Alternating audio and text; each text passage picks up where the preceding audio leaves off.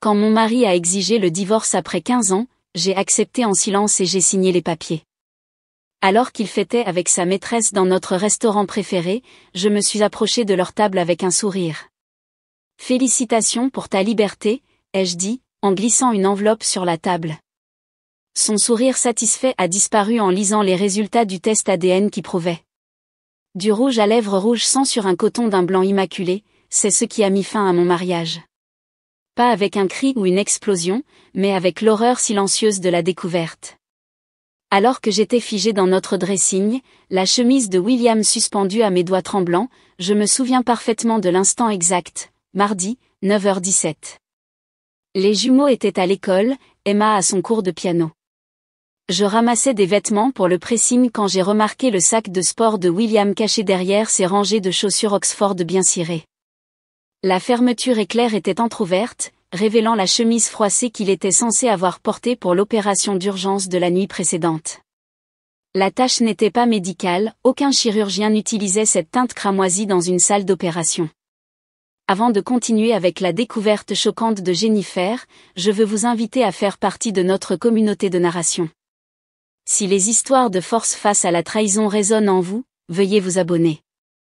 C'est entièrement gratuit et cela aide à soutenir d'autres histoires de femmes qui reprennent leur pouvoir. Maintenant, voyons comment cette vie apparemment parfaite commence à s'effondrer.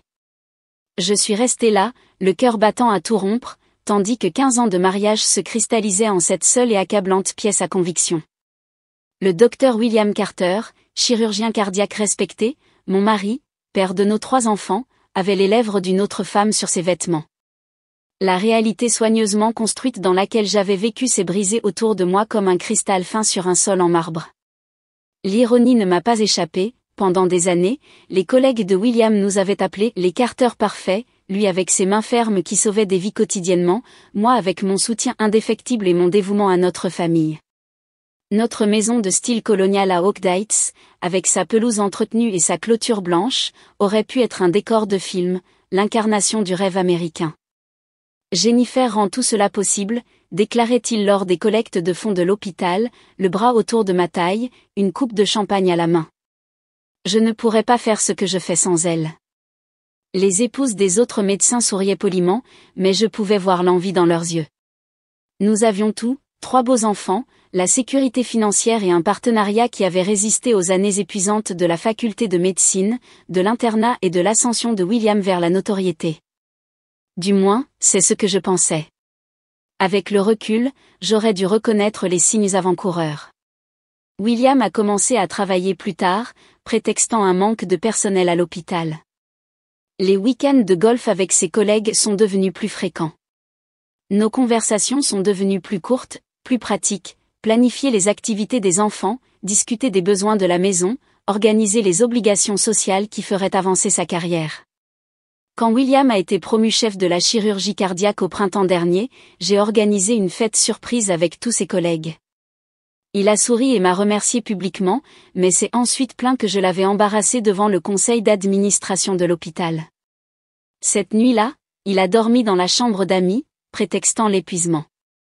C'est la pression, ai-je dit à ma sœur au téléphone le lendemain. La promotion entraîne beaucoup de responsabilités. Les hommes de pouvoir changent souvent, Jen, m'a-t-elle prévenu. J'ai rejeté son inquiétude, la qualifiant de cynisme issu de son propre mariage raté. La distance physique s'est également creusée. William prétextait la fatigue due à des opérations de 18 heures.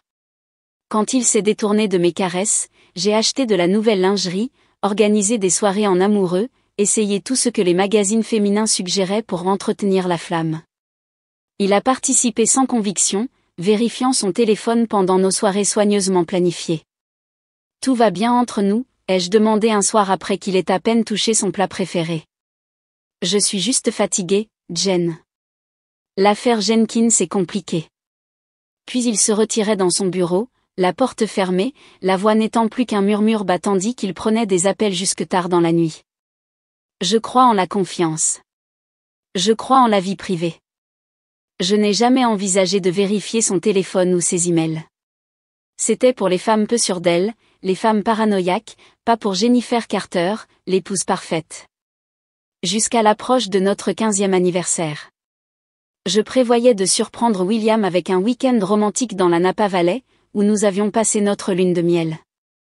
J'avais besoin de synchroniser nos calendriers, et son téléphone était sur le comptoir pendant qu'il se douchait.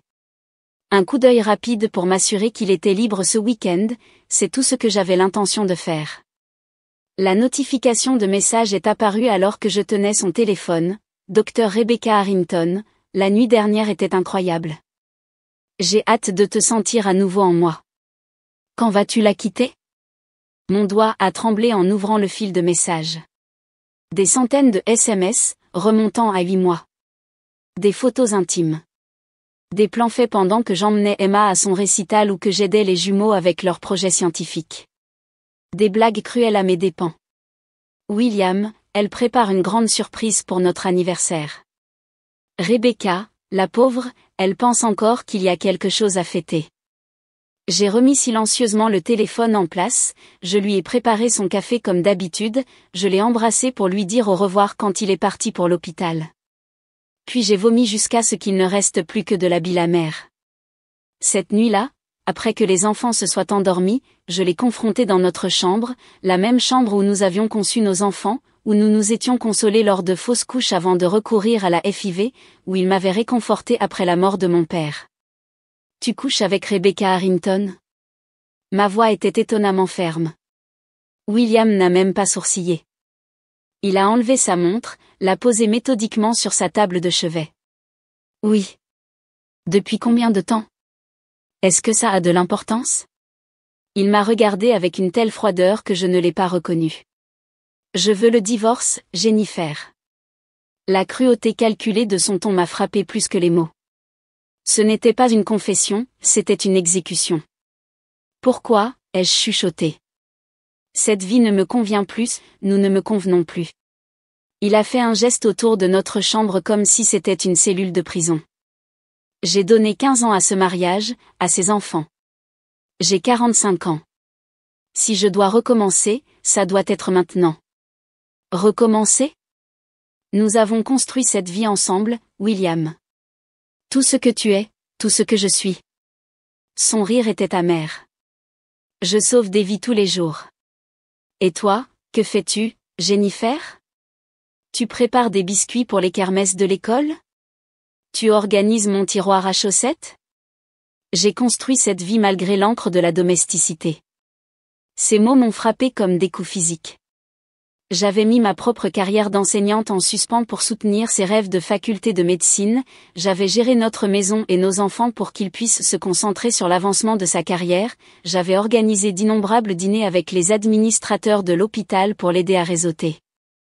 Tu seras prise en charge financièrement, a-t-il poursuivi, comme s'il discutait d'une transaction commerciale.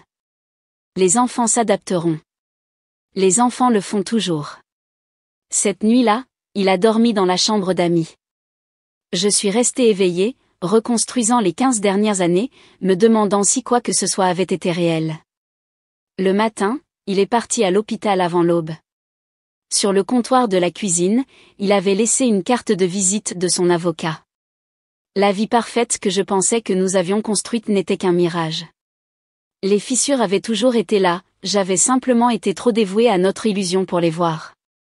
Ce que je ne savais pas alors, c'est que la tache de rouge à lèvres et la liaison n'étaient que les fractures visibles sur une fondation qui avait été compromise dès le début. La trahison de William était plus profonde que je ne pouvais l'imaginer, et la véritable nature de sa tromperie allait bientôt bouleverser mon monde d'une manière qui ferait paraître sa liaison triviale en comparaison. Le lendemain du jour où William a laissé la carte de son avocat, j'ai pris rendez-vous avec Patricia Winters, l'avocate en divorce la plus impitoyable d'Ouadaïts. J'avais besoin de comprendre mes options, de me préparer à la bataille à venir. La première instruction de Patricia fut claire, documentez tout, Jennifer, en particulier les finances. Cette nuit-là, après avoir couché les enfants en les assurant que papa est occupé à l'hôpital, j'ai ouvert notre coffre-fort. À l'intérieur se trouvaient 15 ans de dossiers financiers, déclarations d'impôts, relevés de placement, titres de propriété. En parcourant les documents, des divergences ont commencé à apparaître comme des fils sombres dans ce que j'avais cru être un tissu sans couture.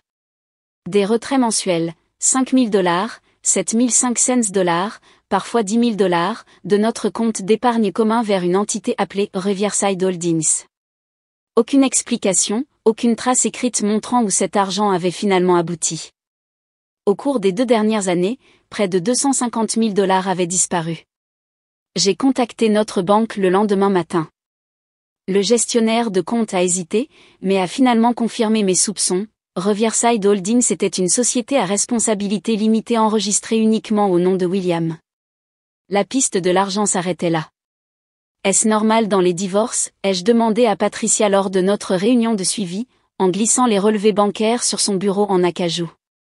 Dissimuler des actifs? Malheureusement, oui, elle a examiné les documents avec des lunettes de lecture étroites, mais ce schéma suggère quelque chose de plus calculé, quelque chose à long terme. C'est au cours de cette conversation que Patricia a mentionné le docteur Nathan Brooks. Son nom est apparu dans une autre de mes affaires, a-t-elle expliqué. Un ancien collègue de votre mari. Il a quitté l'Ashford Medical Center il y a 3 ans dans des circonstances intéressantes. Une conversation pourrait en valoir la peine. Je me souvenais vaguement du docteur Brooks, calme, dévoué, toujours un peu mal à l'aise lors des réceptions de l'hôpital. Il avait simplement disparu de la communauté médicale sans explication. William avait balayé mes questions d'un revers de la main, différences professionnelles, rien d'intéressant. Il m'a fallu 5 appels pour localiser son cabinet actuel, une modeste clinique familiale à 40 miles de la ville. Sa réceptionniste était protectrice, mais quand j'ai mentionné le nom de William, elle m'a immédiatement transféré l'appel. Madame Carter, sa voix portait un poids qui m'a serré l'estomac. J'attends votre appel depuis des années. Nous nous sommes rencontrés dans un café à mi-chemin entre nos maisons. Le docteur Brooks avait considérablement vieilli depuis la dernière fois que je l'avais vu, des rides profondes autour des yeux, des cheveux prématurément grisonnants. Il a commandé un café noir et m'a étudié d'un regard clinique. Je savais que ce jour viendrait, dit-il à voix basse. Je ne savais tout simplement pas qui de nous craquerait en premier, moi avec ma conscience ou William avec son arrogance. Ce qu'il a révélé au cours de l'heure suivante a brisé ce qui restait de mon monde. La clinique de fertilité d'Ashford avait un problème, a-t-il expliqué, la voix à peine plus haute qu'un murmure. Plusieurs couples signalaient des échecs de procédure de FIV malgré des conditions optimales. J'ai remarqué des incohérences dans les rapports de laboratoire, de légères différences dans la documentation par rapport aux procédures réelles. Mes mains tremblaient autour de mon latin tact. Nous avions subi 3 cycles de FIV pour concevoir les jumeaux, 2 autres pour Emma. Chaque échec avait été dévastateur, chaque succès, miraculeux. J'ai commencé à enquêter discrètement. Le directeur de la clinique, le docteur Mercer, falsifiait les résultats, substituait des spécimens, manipulait les taux de réussite pour maintenir la réputation et le financement de la clinique. Quand je l'ai confronté, il a admis que William était au courant, plus qu'au courant, complice. C'est impossible, ai-je chuchoté. William voulait des enfants. Nous en voulions tous les deux. Le docteur Brooks a glissé une clé USB sur la table.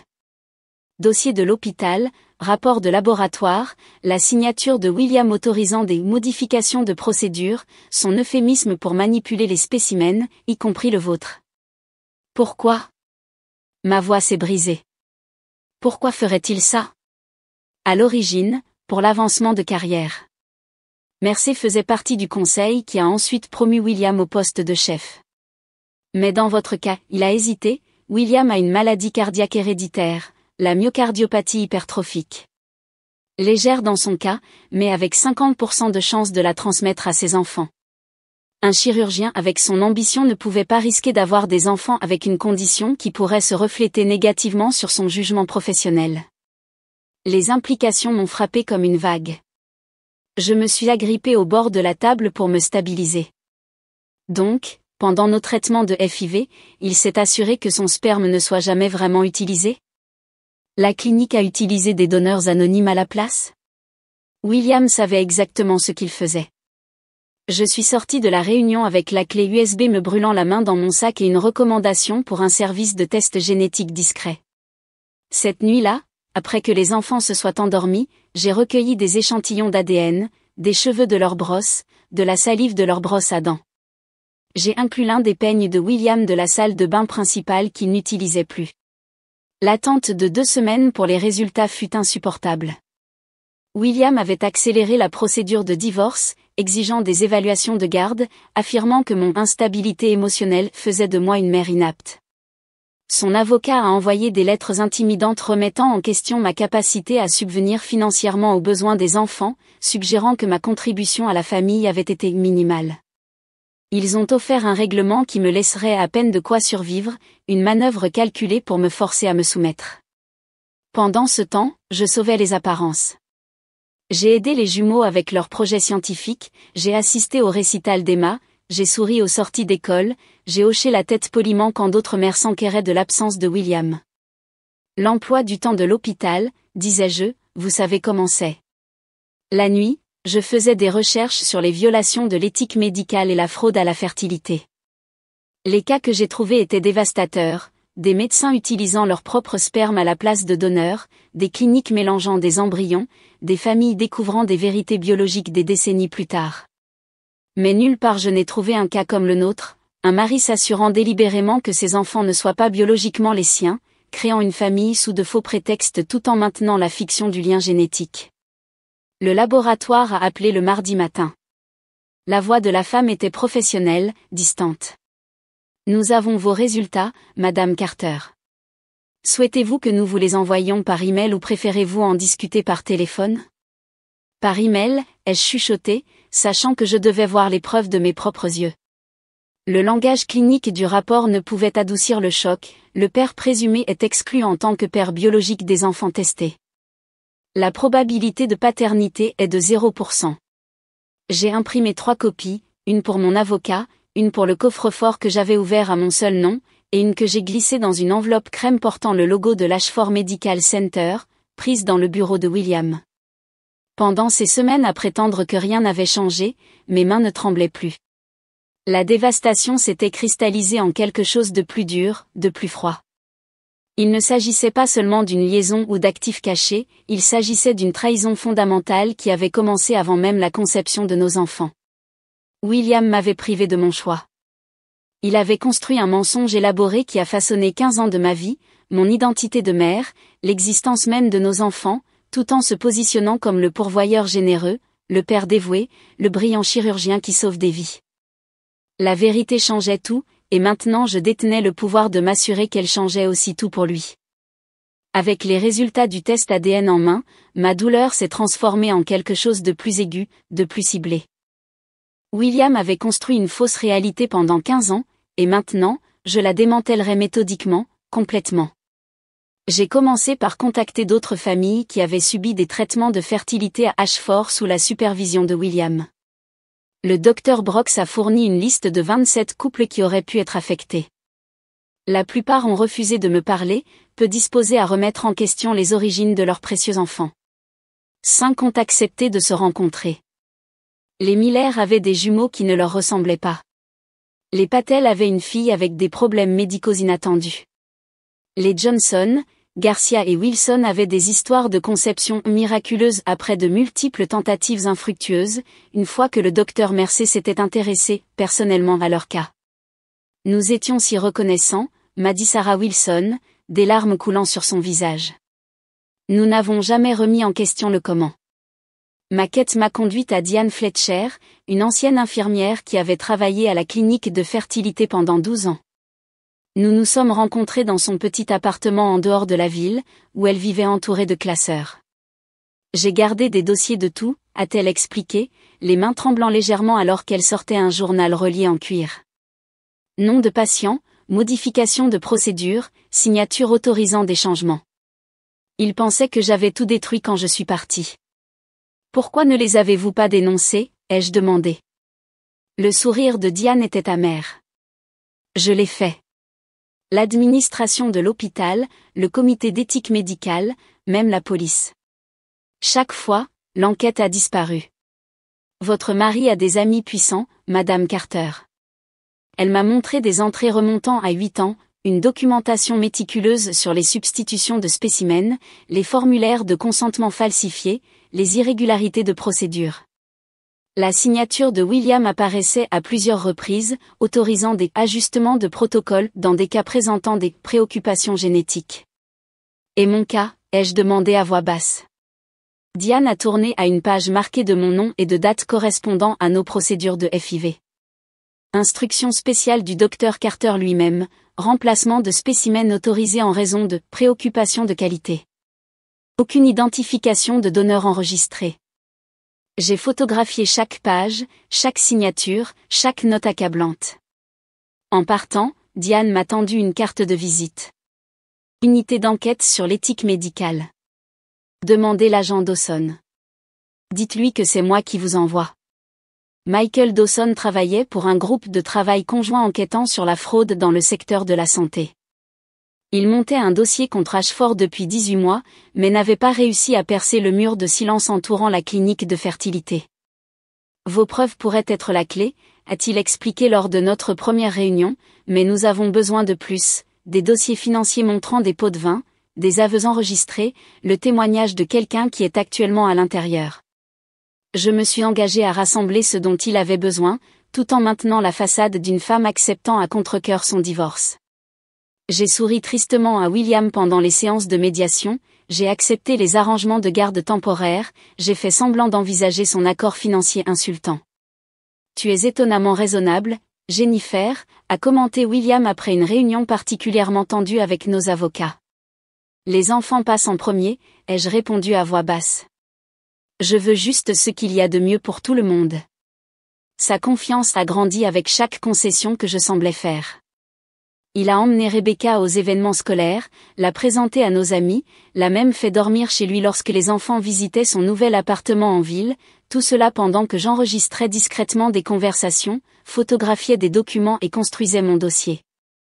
Mon enquête a pris un tournant inattendu lorsque j'ai engagé un détective privé pour enquêter sur les antécédents de Rebecca. Le rapport a révélé quelque chose de stupéfiant, elle n'était pas seulement la collègue et la maîtresse de William, elle était la fille de Madeleine Harrington.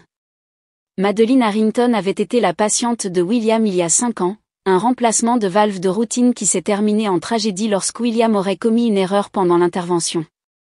L'enquête de l'hôpital l'a innocenté de toute faute, concluant que Madeleine n'avait pas divulgué un médicament qui avait compliqué son opération. La vérité, enfouie dans les dossiers que l'agent Dawson a découverts, était que William avait opéré avec un minimum de sommeil après un week-end avec Rebecca à Chicago. Son erreur a été étouffée, les dossiers falsifiés, la famille dédommagée avec des fondages forts. Le mari de Madeleine est mort 1 an plus tard d'une insuffisance cardiaque induite par le stress, laissant Rebecca seule.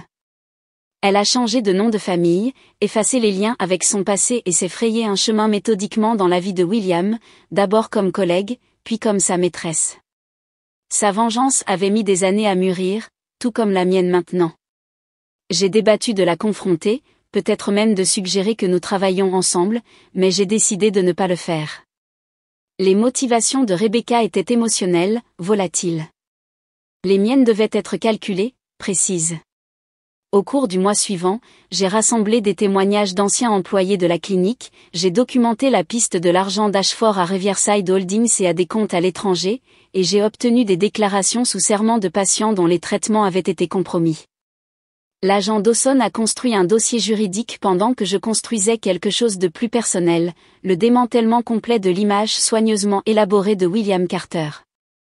J'ai enregistré William lors d'une de nos discussions sur la garde partagée, orientant subtilement la conversation vers les traitements de fertilité. Les jumeaux ont tes yeux, ai-je mentionné nonchalamment. Bon Jen, a-t-il répondu, distrait par son téléphone. Te demandes-tu parfois s'ils ont hérité de ta maladie cardiaque ? Sa tête s'est relevée brusquement. Quoi ? La myocardiopathie hypertrophique. Le docteur Brox l'a mentionné. Le visage de William s'est assombri. Brox devrait se taire sur des choses qui ne le regardent pas. Ça ne le regarde pas lui, ça ne me regarde pas moi, la santé de nos enfants. Il n'y a rien à craindre, a-t-il balayé. Je les ai fait examiner il y a des années. Ils vont bien. Comment as-tu pu les examiner sans me le dire ? Je suis leur père et un médecin. J'ai pris une décision médicale. L'enregistrement a capturé chaque mot, sa reconnaissance de la maladie, son aveu d'avoir examiné nos enfants à mon insu, sa prétention continue de lien biologique. C'était la pièce finale dont l'agent Dawson avait besoin. Le moment n'aurait pas pu être plus parfait. Le gala annuel de l'Ashford Medical Center approchait, l'événement le plus prestigieux du calendrier de l'hôpital. William avait été sélectionné pour recevoir le prix du médecin de l'année pour ses contributions innovantes à la chirurgie cardiaque et ses normes éthiques inébranlables.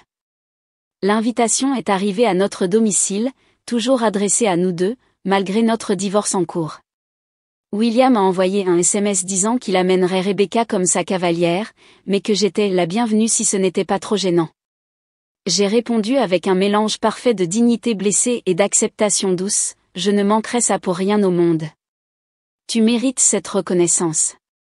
Ce que William ne savait pas, c'est que j'avais déjà rencontré la présidente du conseil d'administration de l'hôpital, partageant des éléments de preuve choisis.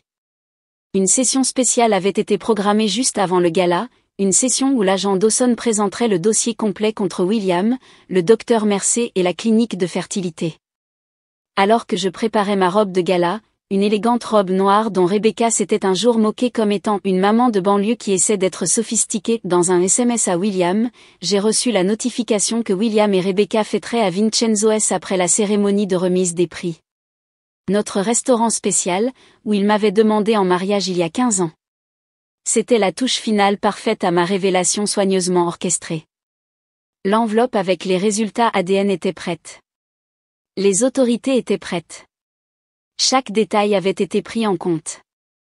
Pour la première fois depuis des mois, j'ai ressenti un sentiment de calme et de certitude. William avait passé 15 ans à construire un mensonge, demain soir, la vérité serait enfin dite.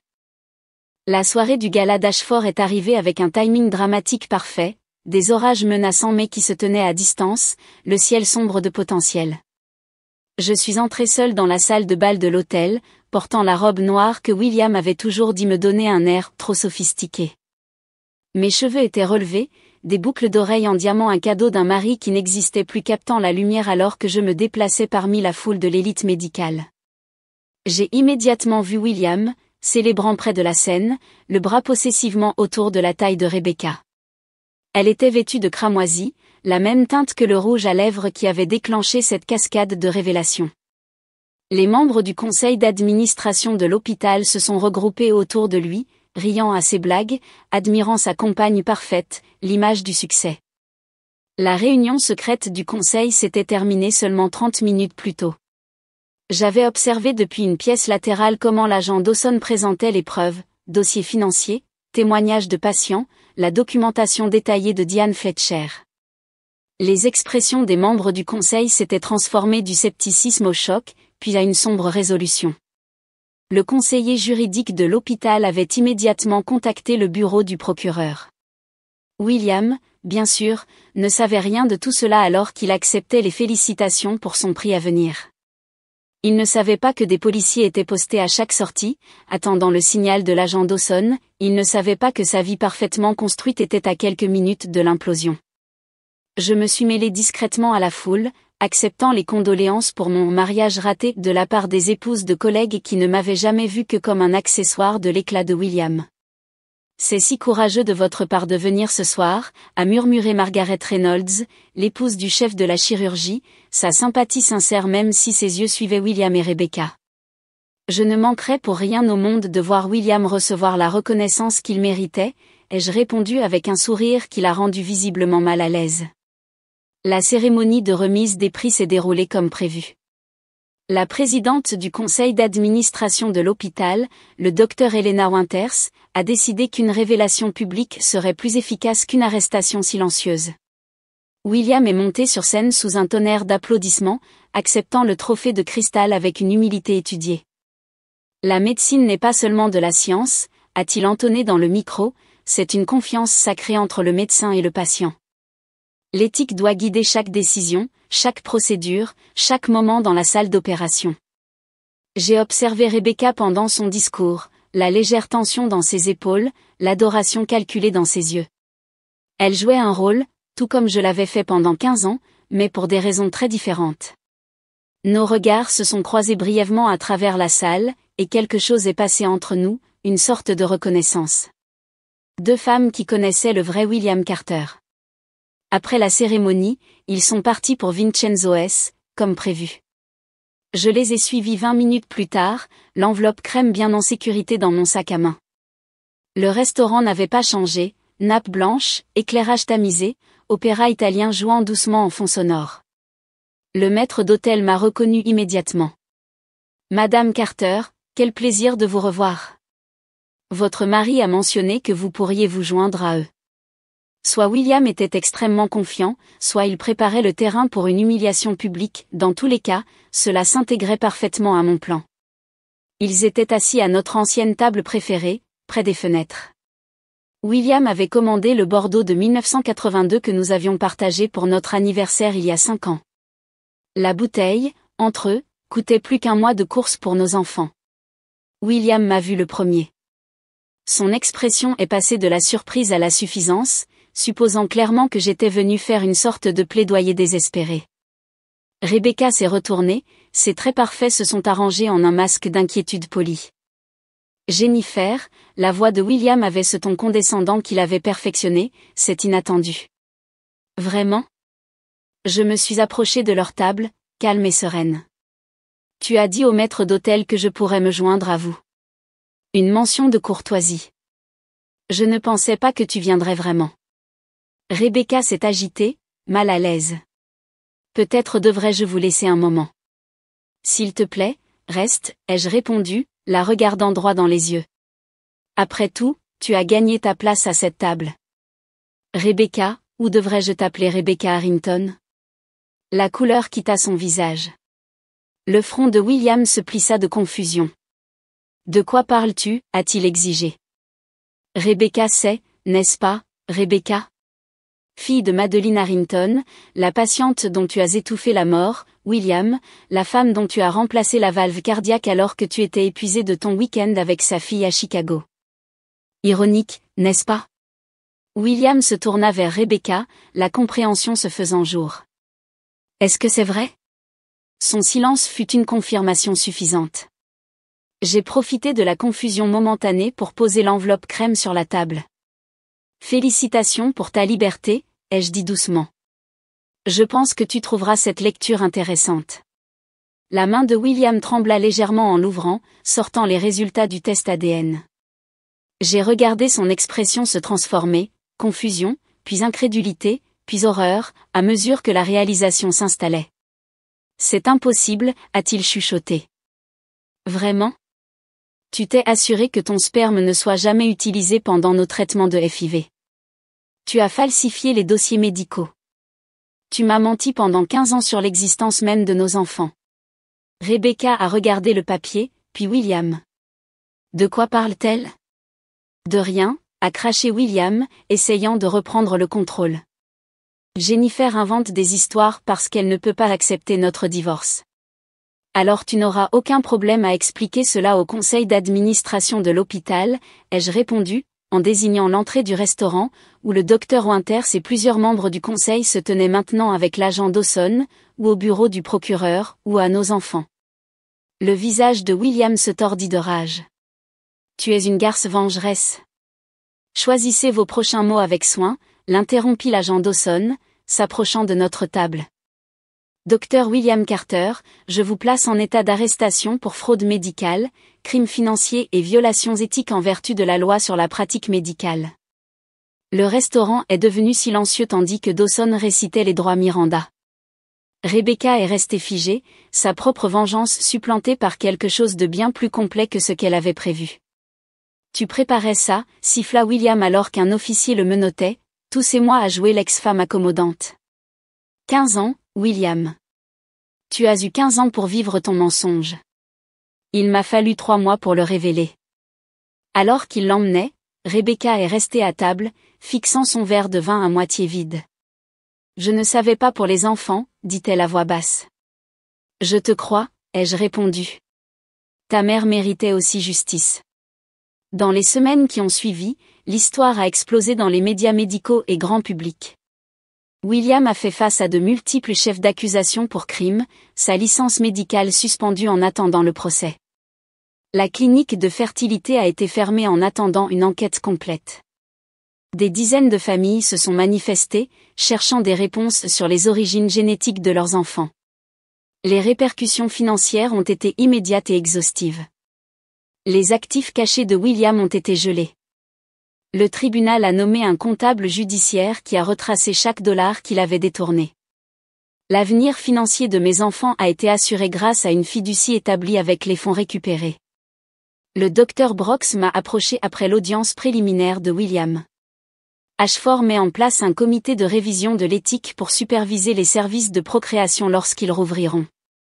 On m'a demandé de le diriger. Félicitations, ai-je dit sincèrement. En fait, j'ai suggéré que nous le coprésidions.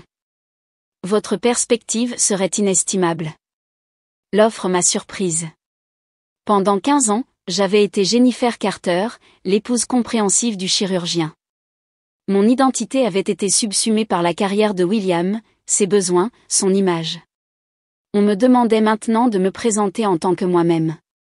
6 mois après le gala, je me suis assise en face de Rebecca dans un autre restaurant. Notre alliance improbable s'était formée au cours des procédures judiciaires, 2 femmes manipulées par le même homme, pour des raisons différentes. Regrettes-tu, a-t-elle demandé, d'avoir tout révélé? Les enfants finiront par apprendre la vérité. J'ai réfléchi attentivement à sa question. Ils apprendront que leurs origines ne sont pas ce que nous pensions, mais cela ne change pas qui ils sont, ni à quel point je les aime. La fondation de leur vie a été construite sur des mensonges. J'ai choisi la vérité, aussi difficile soit-elle. Cette nuit-là, en regardant mes enfants dormir dans la maison que nous avions conservée malgré les tentatives de William de forcer sa vente, j'ai ressenti quelque chose d'inattendu, non pas de la satisfaction ou de la vengeance, mais de la libération. L'illusion de la famille parfaite avait été brisée, mais à sa place se trouvait quelque chose d'authentique. Je ne vivais plus le mensonge soigneusement construit de quelqu'un d'autre. Pour la première fois en 15 ans, j'étais l'auteur de ma propre histoire, désordonnée, compliquée et absolument mienne.